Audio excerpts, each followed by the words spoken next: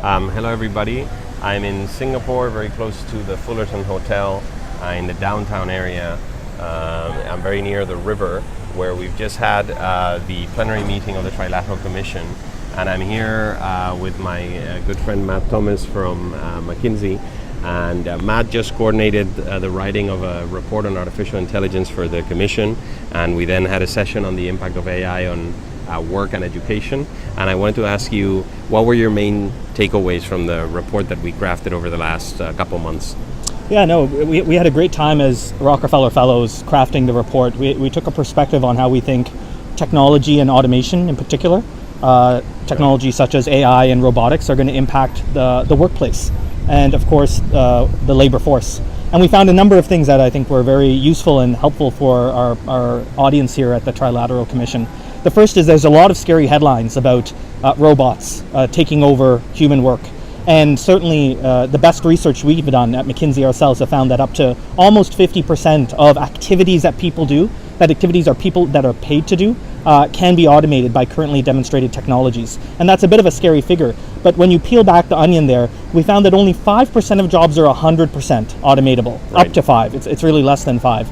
And by the way, that's assuming perfect technological pickup, right? Which is, I mean, it's quite an assumption. There's reasons that technology will not be implemented nearly as fast as one might expect these headline numbers to say. Right. And as a result, the shift of work to either having less hours or complementing the work alongside with robots is still far, far away. What we have found is that over 60% of jobs have about 30% of their tasks that can be automated. Right. And so the new future is one where we're going to work alongside robots, perhaps lower skilled people doing higher skilled work because the robots can help augment their work, or people who are going to be forced to switch occupations. Our midpoint estimate is that up to 14% of the global workforce, or about 400 million people around the world, will likely have to switch occupational groups by 2030. So that's the scary part. The good part is that there have been moments in history where we've done this massive labor shift from sector to sector.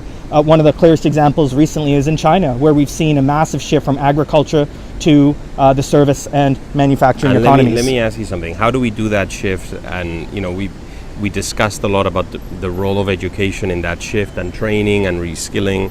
So what are the key elements you think there in producing that needed change? I think there's two big calls. It's both private sector orientation and public sector orientation. I'll start with the public sector.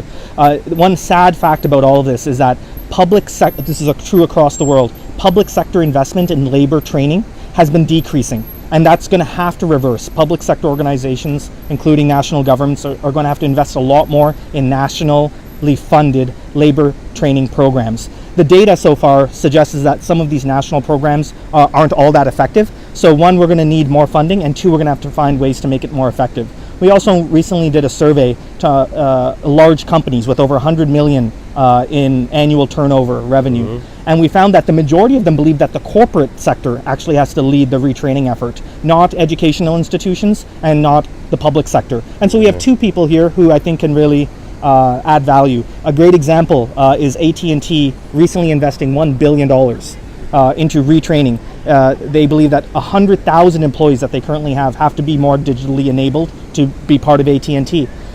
Instead of hiring that externally, they think that they can retain their employees internally. I mean, I would say that some private institutions like IE and others, educational institutions, we also have a big responsibility, in getting the education right and the reskilling right.